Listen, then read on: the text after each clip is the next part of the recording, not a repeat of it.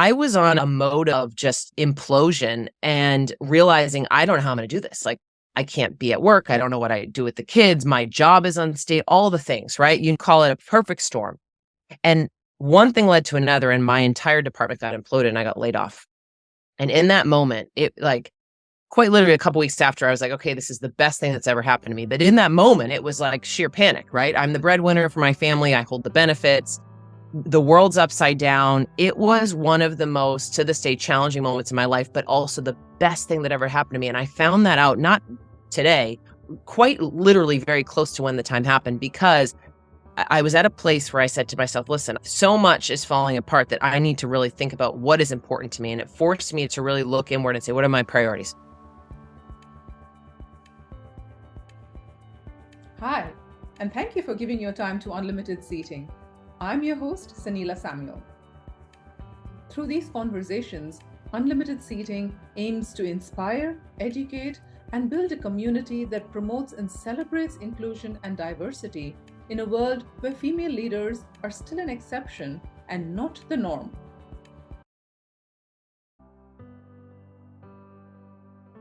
Hi everybody, and welcome to another episode of Unlimited Seating. I have a very special guest with me here today.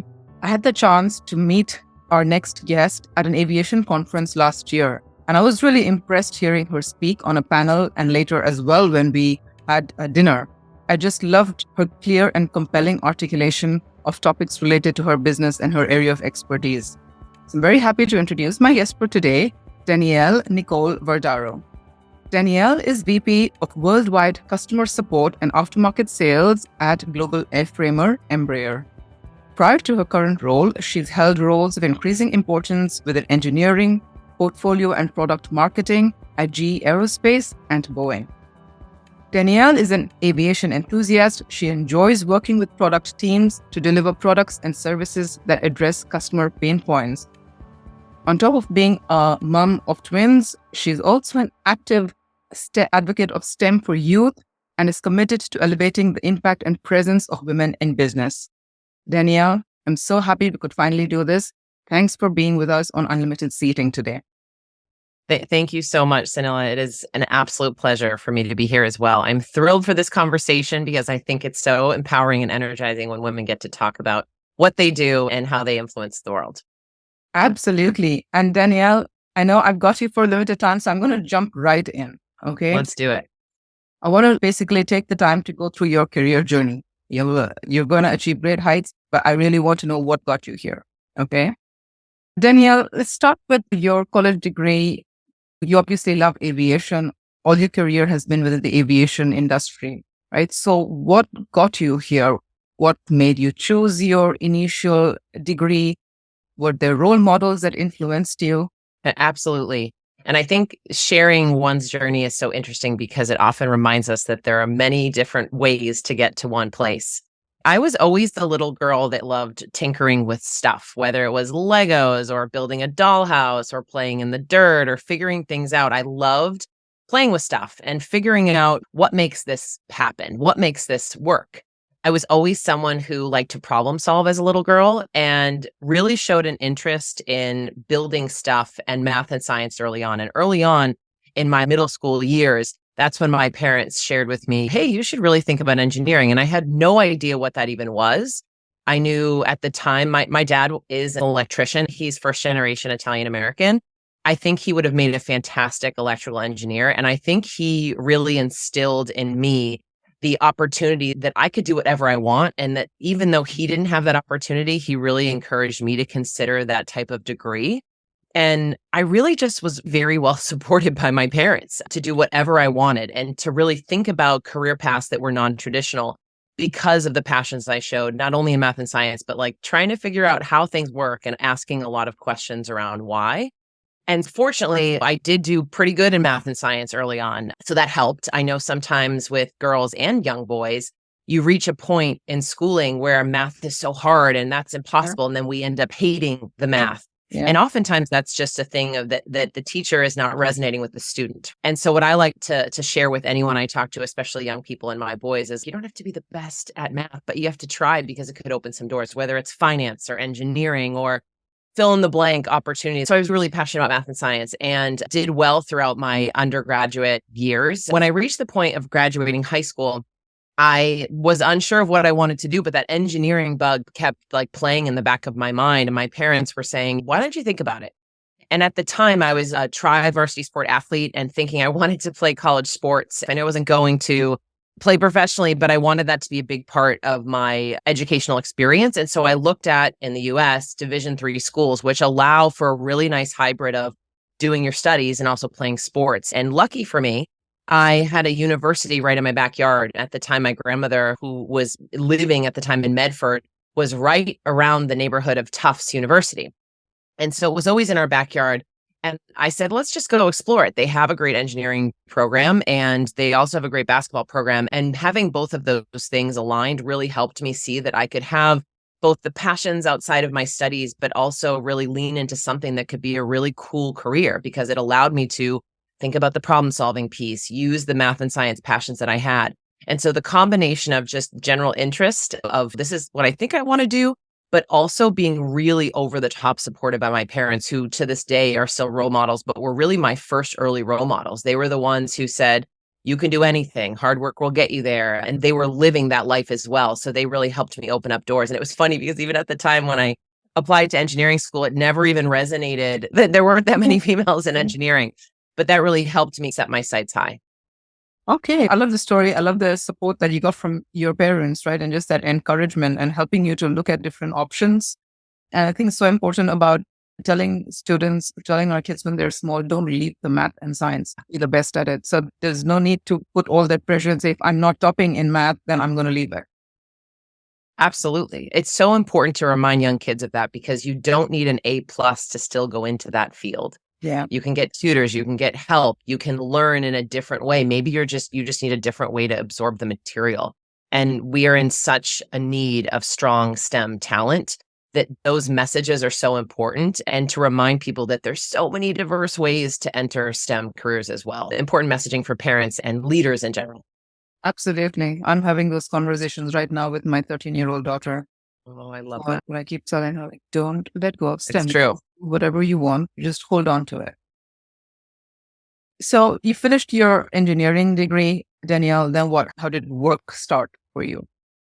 Yeah. So I had a couple really transformational experiences for me in undergrad that led me to eventually a path in aviation. At Tufts University, they had some pretty great professional societies you could be part of. So the first one that I jumped in full force because I know the value of community from my sports background. I thrive in teams where we can work together on a common goal, whether it's winning the game or building the thing or solving the problem. And I threw myself into Society of Women Engineers early on. And that really allowed me to see that there aren't very many women in engineering. Fine, got it. But together, there's a path. And together, we can help each other, support each other when it becomes hard because there's a lack of diversity, right?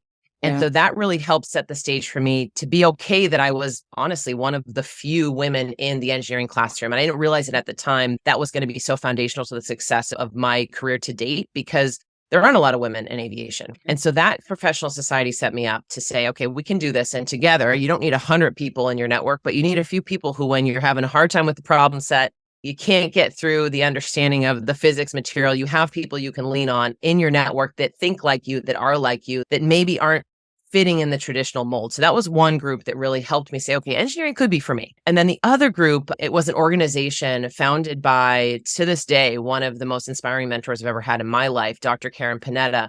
She is still a teacher at Tufts University. She was a master's in electrical engineering. She has a PhD. She's worked at NASA. She created an organization called the Nerd Girls. And the Nerd Girls is an organization to break stereotypes for females in engineering. And it was so profound for me to have that organization to lean into as a young girl, because especially as a young college person, because I love makeup and wearing fancy things, but I also love getting dirty, camping and playing. So that hybrid of how can I be all the things? How can I show up as myself in this degree? Because there weren't a lot of examples. There still aren't a ton of like people like me, and that's okay. But this engineering group was very multidisciplinary. So it was everyone from myself, mechanical engineering, electrical engineers, biomedical, you name it, the mix. would bring us all together and allow us to celebrate the person who we are and to say, that's okay. We're going to break stereotypes. We're going to do it our way. And by the way, we're not just going to be a group that talks about this stuff. We're going to put our engineering degree to work. And we built a solar car. So we were in early years of engineering, finally having on the job experience, calling suppliers. How do we order a battery? How do we use AutoCAD to create the frame of a car? If I'm a mechanical engineer, I can't just think about mechanical engineering. How does my application of what I build in a frame allow for the electrical wiring to come in? So it forced us to think really integratively across functions.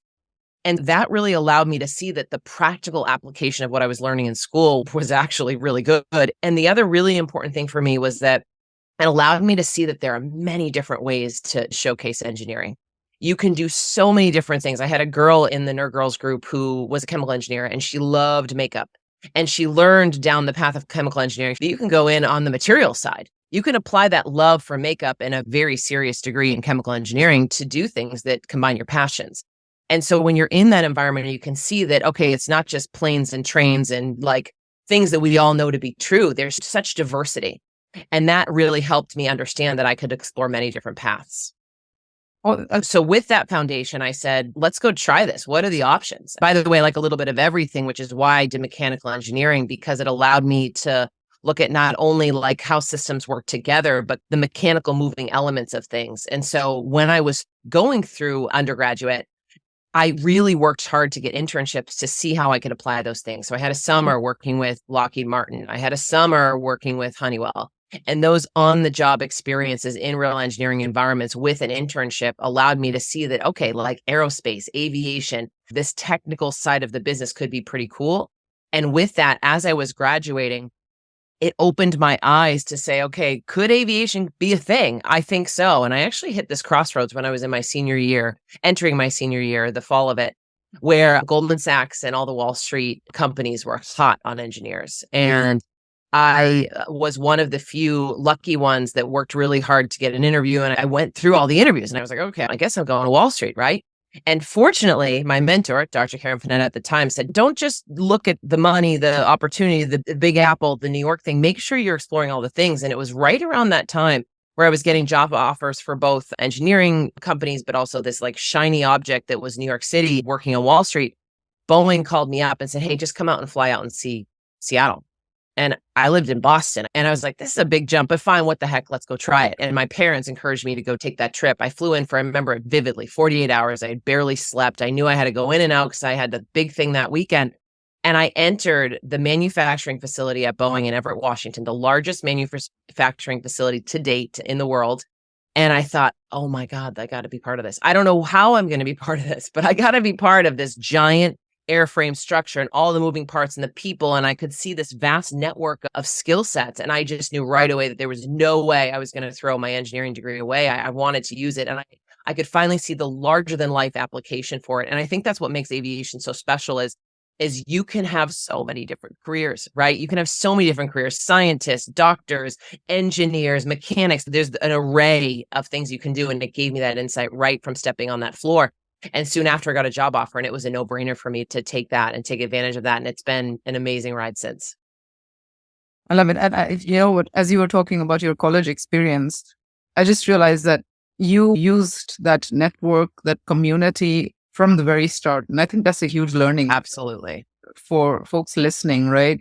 You don't need to wait till you are in your career or midway in your career to start that networking and that sense of community, because it's really important to lean on that network right from the start. I really like how you did that. And maybe it's from that sports background as well, right? You've always been in a team and you know how to pull people together and also be part of that team.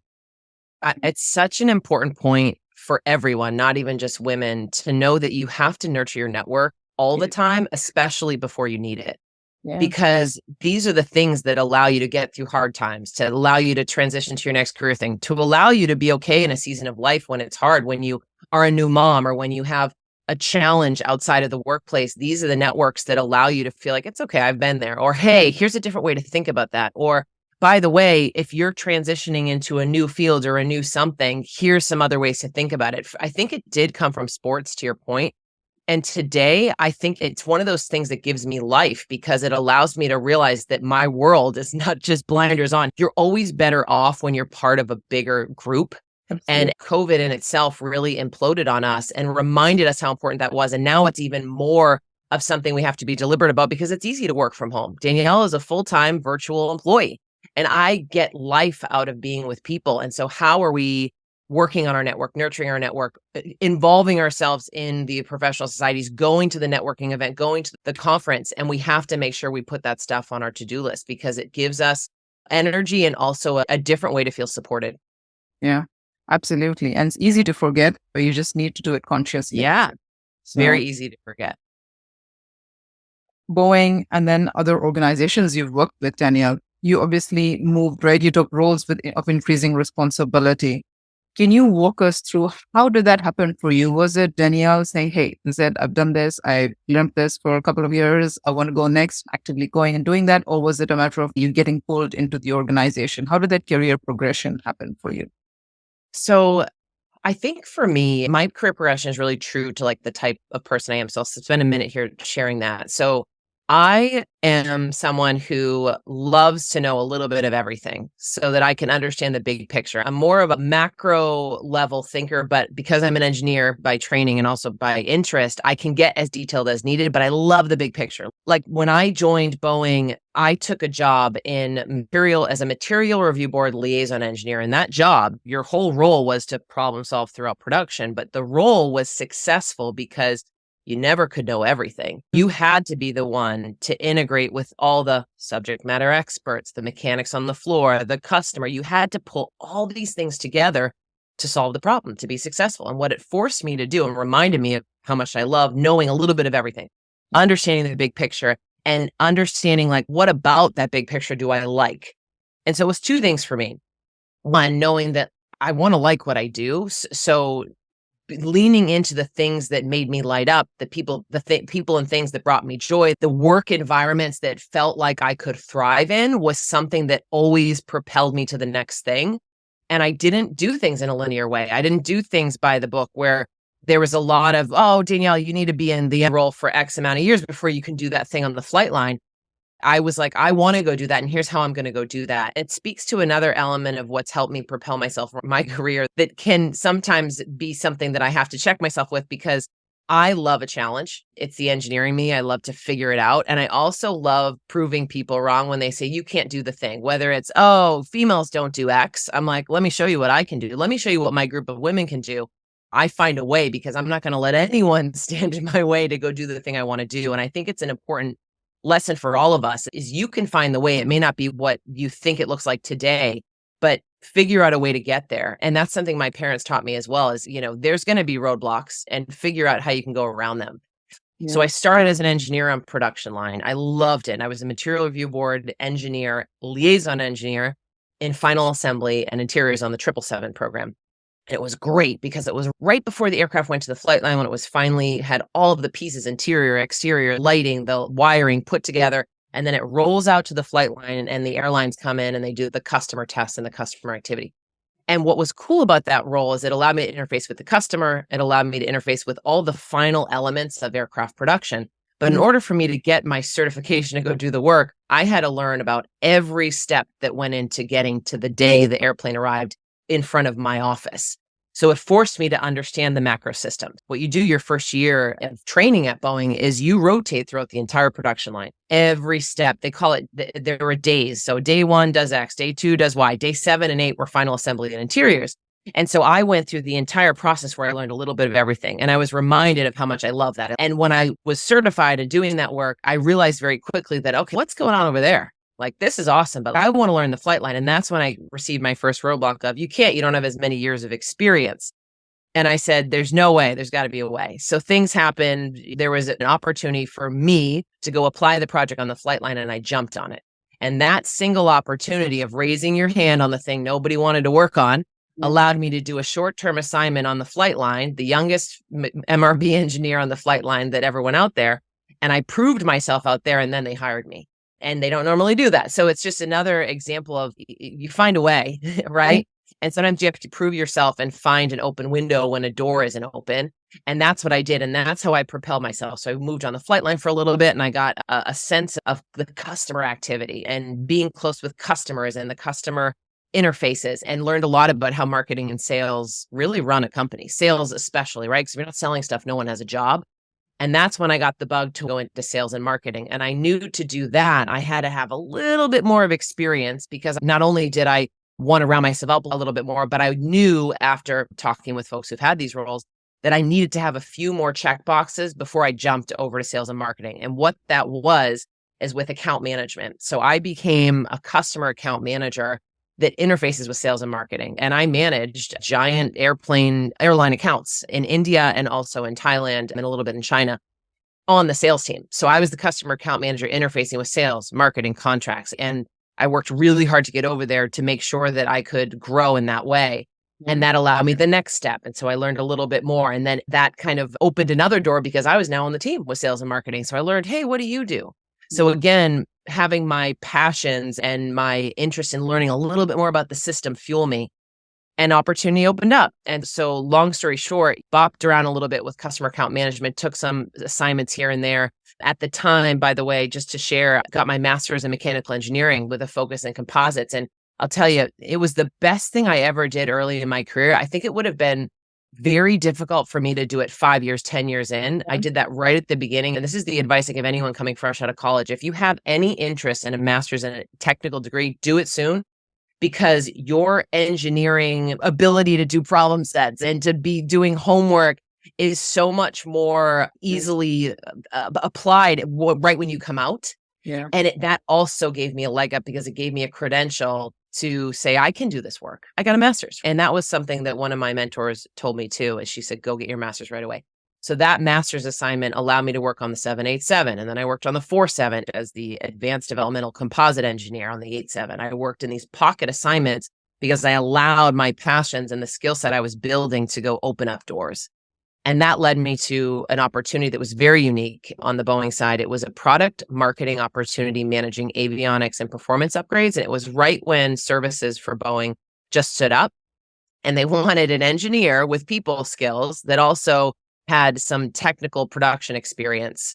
And I was a perfect fit. This is how these crazy stories work. Nothing's linear, because all the things leading up to the opportunity you finally had all played out. And that set the stage for me into the marketing and sales world. So that's a slice of Boeing. And that really helped me propel to the opportunities I had thereafter. But really, again, it's following your passions. I know it sounds a little like cliche, but if you're doing work you don't want to do, like, what's the point? You're not going to be giving it your all. You're not going to be learning as much. I love knowing a little bit more about everything. The macro system thinking, how does this all go together? And leaning into those things continues to be two of the things that helps me propel myself. And then you're very right, knowing what you really like to do, and then finding roles that actually meet that interest and that passion. Danielle, you talked a lot about you had a mentor during your college days. You obviously lean on your mentors a lot, because that your mentor also helped you decide on the timing for your master's. I was just going to come to that. What has been the role of sponsors and mentors in your journey? Huge, honestly. And sometimes mentors and sponsors, and I'll even add coaches, because there are really three that you need to be successful in your life, right? You need the mentors, you need the sponsors, and you need the coaches. And this is something we often forget. You need those because they help you, call it in different seasons of your career, or often in different challenges that you may have. And I found them sometimes in unlikely places. And I'll start with mentors. Sometimes my mentors going into a new group where I was the youngest one, there was the guy or gal sitting next to me. Hey, I don't know this tool. I don't know this thing. Can you help me out? It's a sharing of support too, right? Because there's always stuff that we as individuals can offer somebody else. Hey, I need this help and I can help you over here, or returning the favor later. But mentors can be your peers. They can be folks that are inside your work bubble. I had some really great managers, and they can and should also be folks outside of your work business unit, because they'll give you perspective that the folks in the trenches cannot. So having mentors that are in your group a little bit ahead of you and also outside is really important. And then the other thing that really helps me too is sometimes I have mentors that I've never met, and I'll explain this more. I'm sure if we think about it, there's many people in our lives that we admire. And for me, the first ones I go to are the people that I talk to regularly, or my parents. But there's also folks that, let's call it, are accessible via LinkedIn or their podcast interviews or Instagram. And in times where I've needed to say, how do I get here? I ask myself, what are the leaders out there that are my informal mentors? She doesn't know like that she is one. Call it Sarah Blakely. I think she's a fantastic female leader. She's one of my mentors from afar. And I think we shouldn't forget that you can learn a lot from people that are ahead of us that we might not have ever met. So mentorship has helped me throughout my entire career because of having folks that I can have tangible conversations with, and those of which who I can say, how did they get there? Studying them, right? Mentors help you grow. Mentors help you get unstuck from situations you're at in your current environment. And they're great because they can be informal. You can have formal relationships. I've had those at Boeing. I have some more of those now at my career at Embraer because I'm trying to make sure that I'm thinking beyond just my bubble of commercial aviation. And they've helped me consistently get out of my own way. The other piece, the sponsorship, are those that some of my mentors have been sponsors. What is a sponsor? A sponsor are the ones that really help you get to the next level or the next place or to the next achievement. They could even also be someone who can help you go after an award or nominate you for an award or write you a letter of recommendation. And this goes back to, and I'll pause here for a sec, this is why your network is so important, right? We can never forget to nurture it. And so sponsorships help you in those ways. And I've been very fortunate to have those to transition to many of the jobs that I have today and that I've had in the past. My one in particular, when I moved into customer account management, I had a phenomenal colleague and friend, and she's a really close friend of mine now, who helped me get that job because she knew me from Society of Women Engineers and other work environments. And she helped advocate for me and sponsor me and vouch for me when I was in the interview process. Very important to have those throughout your career. And again, they could be found in many different places, but sometimes they start as a mentor. Sometimes they start as a professional relationship where they see you working on a project and they're like, wow, you're great. You can say, hey, I know we worked together on project X. Would you mind sponsoring me for fill in the blank, career progression, award, nomination, you name it. And then the last piece, which I fell into most recently, last 5-ish years, is coaching. Here's what I'll say. All the greats, anyone you admire likely has a coach, everyone from like the Olympian to the best TEDx speaker out there, because people have experiences that you can learn from and they're ahead of you and they can coach you on that. And it's so beneficial because, listen, at the end of the day, we all don't have a million hours. But if you want to learn from someone who can give you tribal knowledge, who can give you world experience, you will get to the next step faster because you're learning from them. Many of us can do the work ourselves, but it could take years to do and learn the thing versus asking a coach for help. And I have a phenomenal executive coach right now. I started working with him this year. And he's helping me see things in a work environment as a leader that I never would have within the course of 4 weeks, let alone years, if I didn't have him. So coaches have also been an integral part of where I'm at today and where I want to go. And having that person that has life experience, career experience in a way that is broad enough to get you to the next place is so important. I love that bit about coaches. Again, something to consciously think about, right? And if you accelerate your learning instead of going through every learning on your own, why not seize the opportunity? Totally. And the thing with us too, sometimes we're like, oh my God, investing in a coach, because you guys, it's an investment, right? This stuff is not free oftentimes, right? Which is okay. We have to remember that the greatest investment is the one we invest in ourselves, whether it's for your health, whether it's for your coach, whether it's for your fitness instructor, right? We have to invest in ourselves because we're the only ones who are going to be the ones to put ourselves first. And that investment is something that it took me years. I think, I wish I would have done it sooner? Maybe, but I wasn't ready to invest that money in that. And then when you realize it and you see the benefit, you're like, okay, I understand why people spend money on this thing. And it's amazingly helpful. I think it has to be at the time when you're ready for it, right? You got to be ready. Something that's forced on you. Totally. Love that. Danielle, talking to you is, you know what? This woman, she's just successful at whatever she does. And people sometimes forget that she's probably also had maybe some setbacks. Every day is not really great. And I like those stories because I really like to learn, like you talk about, people you know or don't know, you can learn something from everyone. And I always like and enjoy hearing how people really motivated themselves or got out of a situation that wasn't going very well. Can you maybe share a setback that happened, probably career related, and how you got yourself out of it? Absolutely. And let me start with this. It's so easy to see people's highlight reel on LinkedIn and Instagram. The people with the most interesting stories have the most complex and colorful past. And I'll say it in a different way too, is our struggles, the challenges we go through make us who we are because it forces you to overcome it. I am such a product of all of my many and many more to come failures and struggles. And being open to taking that and making quite literally lemonade out of lemons is the way we become who we are. And there's many I could talk about, but one of the ones I want to share that's very relevant to the times and very relevant to women in the workplace, especially now with the challenges we have coming out of COVID, the craziness of the pandemic that is still left our mark on us. So when I was at GE Aviation, I was on the military side and I had just moved back to Boston with my new baby twin boys, 1-year-old. My husband and I moved back to Boston because we woke up in the middle of this newborn phase and said to ourselves, there is no way we can live in Seattle anymore. We need help. And our whole family was on the East Coast. So we made this move to the East Coast. My career is the one that drove us and took a great job with GE Aviation on military. And it was right before the pandemic and things were a little crazy with work, with you name it, everything. And it was right at the brink of, okay, COVID hits and things start to implode. And you're not sure the unknown. What do we do here? What's happening? And the stress myself, and I know many of us were under during that time of uncertainty, coaching, training, teaching kids at home, the lack of care system. I was on a mode of just implosion and realizing I don't know how I'm going to do this. Like, I can't be at work. I don't know what I do with the kids. My job is unstable, all the things, right? You call it a perfect storm. And one thing led to another and my entire department got imploded and I got laid off.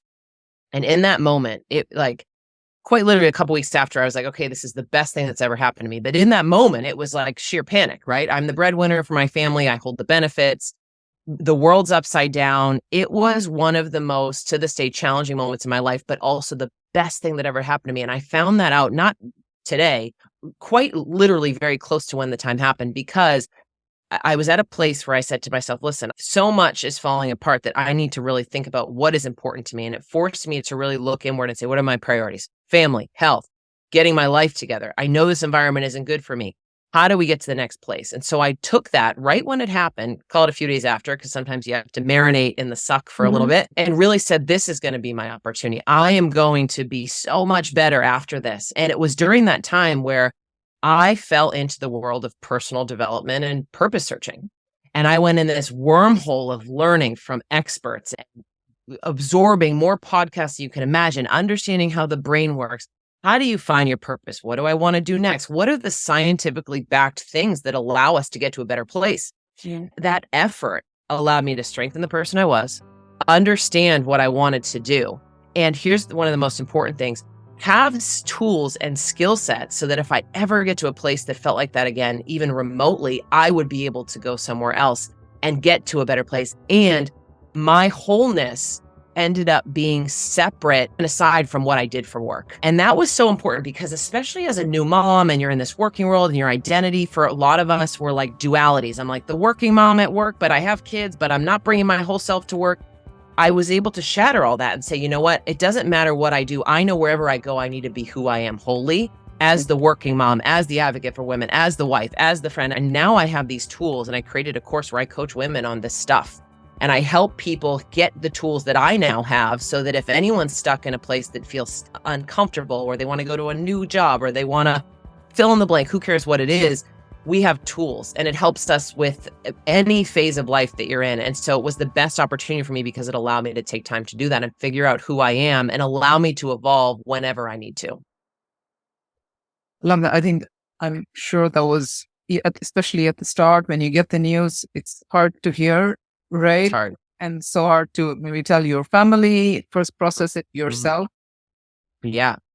But just the time that you took to go inside and understand that, hey, something good is going to come out of this, such a great mindset. And just that you took the time to invest in yourself. And I'm sure there was a time when you had to maybe get over it, went through the change curve, all of that. But just coming out of it and becoming stronger through that period of adversity. Absolutely. You got a great opportunity after, but I'm sure that I think it was a huge period of growth for you in many ways. It was amazing. I wouldn't trade that experience. That has made me who I am today. And I think it's the mindset, one of the mindsets that I'm so grateful to have learned that now propels me anytime something feels hard is once we are able to take our struggles and make them our super strengths, everything becomes meant for us. Everything, okay, so I didn't get that job. Okay, so I got this feedback. Okay, so this happened. Trying to ask ourselves, why is this happening? What can I learn from it? Allows you to move through it much more quickly. Yeah. I read a quote recently and you just reminded me of it. It said, let challenges refine you, not define you. I love that. So true.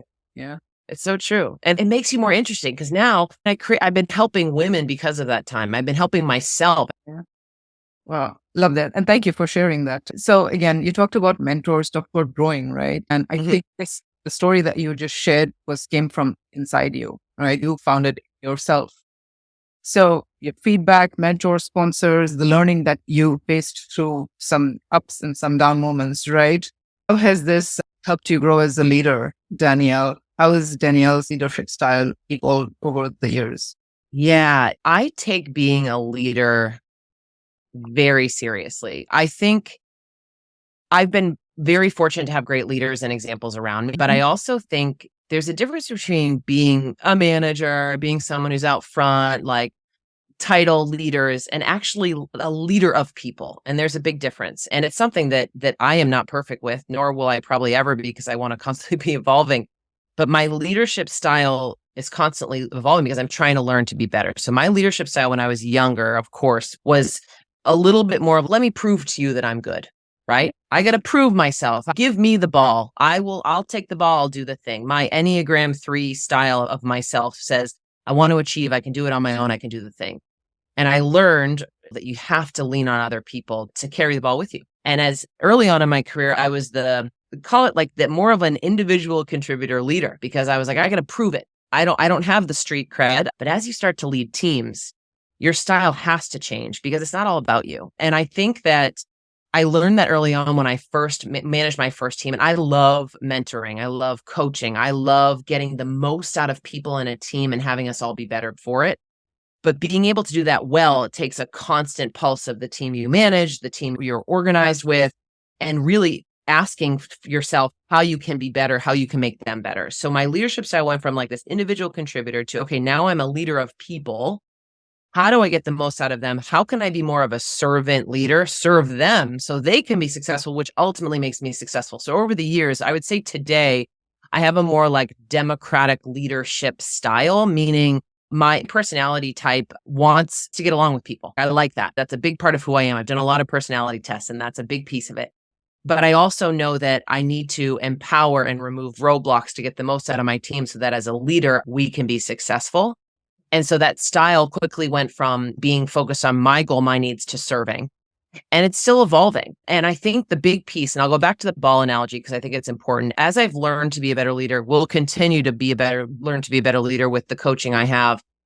We have to know as leaders when to carry the ball. We have to know when to let the ball drop. And we have to know when we're supposed to hold the ball with the team members so we can all carry it together. Yeah. And that is something I'm constantly refining. It takes knowing your team at an individual level, right? Knowing what makes them whole and happy so that you can serve them to get the most out of them so you and your team can be better. So it's definitely evolving, but I think people leadership is so hard. And it's something that if you're going to do it, and I'm still learning and I will forever be, we have to ask ourselves how we can be better for the people we lead. Yeah, absolutely. I think it's, like you said, you constantly evolve, right? It's true. It's a different learning. And investing in your self-development is so key when you become a people leader or a leader wherever, because the better you are at your self-awareness, your skill set, your ability to lead, manage, be technically strong allows you to be a better leader. So we have to walk the walk. We can't just say, oh, we're going to develop all these people and we're going to get the best out of them. You've got to show up for yourself and go to the conferences and ask for the coach and do the thing, because the better you are, the better you can lead and the better people can be. Absolutely. So Danielle, always wrap up question, right? Because I just to get an idea of what my guests are thinking if they would write a book about themselves or make a movie about themselves. What would the title or theme song or title be for you today? Okay, this is a good one. This is a good closing question. I'm in the process of writing a book, which is at the very infancy stage. So this is a good one for thought probing. I think If I were to title something that kind of speaks to what I'd want people to know, I think it would say, live your life loudly. And the subtext would say something like how to actualize your full potential and create what I call like your champagne life, your best life. Because I think, let me start with the title, the macro title, the live your life loudly. We as women don't always show up for ourselves. We show up for everybody else, for the kids, the friend, the sick relative. We also sometimes shrink ourselves to fit in rooms that aren't really rooms we should be in. And I think over the work I've done on myself personally when I was laid off, to trying to be a better mom, being a better manager at work, we need to be aware of what makes us whole and celebrate it. It's okay to tell someone that you're proud of the work you did, to really love who you are today, not last year, not who you will be. So the living your life loudly is a message to myself and to all of us to show up for your life. So whatever that looks like, maybe loudly to you is not my loud. I'm a very outgoing person, but your loud maybe is quieter and in a way that it's just showing up every day for yourself and being proud of the person and the accomplishments and the things that you do. And I think the more we do that, we can help each other live our lives loudly. And what that does is it creates this amazing just energy around the unique talents of all of us. So that in the workplace, we have more prominent diversity. We have better integrated teams. We're solving problems in ways we didn't even think, because each individual person is bringing their best selves to their day, their workplace, their life, and not worrying about what they did yesterday or tomorrow. We're just showing up for the life that we get to live. So for me, I think that would be it. I like to also say that like we're each a limited edition of one. No one can do what we do like we do. And if we show up that way, the results will be pretty profound. Live your life loudly. When loud is out, I'm getting it. It's coming. It's coming. I love it. I think I've been thinking of something very along this line. We're just afraid to take up space, right? Yes. And I think this is what I'm telling myself more and more. It's okay. Take up space. It's fine. Take up space. Yeah. And if you're in the rooms or at the tables that make you feel like you can't, you're probably in the wrong room. Yeah. Danielle, I have enjoyed getting to learn about your journey. Oh, thank you. Yeah, like I said, I heard you speak before and I just loved your style of conversing, and you're really compelling and so articulate. And you just did the same while sharing your story today. Thank you so much for taking the time and being here on Unlimited Seating. Thank you for the time, and thank you for helping amplify my voice and the voices of many other women in business. It is such an important mission and task, and I'm grateful for the opportunity. Thanks to amazing ladies like you. Great. Thanks, Danielle. Thank you for staying with us for another episode of Unlimited Seating. Unlimited Seating is available on all major podcast directories, and you can also watch us on our YouTube channel. Please do share your feedback. Alternatively, you can subscribe to us at www.unlimitedseating.com and get notified when new episodes are published.